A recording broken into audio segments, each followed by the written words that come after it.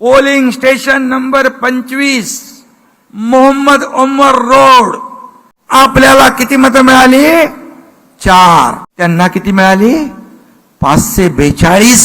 Booth number 202 Mirza Ghalib मार्ग त्यांना मिळाली 797. आपल्याला किती मिळाली? 5. इथल्या 33 पोलिंग स्टेशनवर आपल्याला फक्त 187 मतं, त्यांना 17,816 मतं. आता तुम्हाला कळलं? अरे कहना क्या चाहते हो?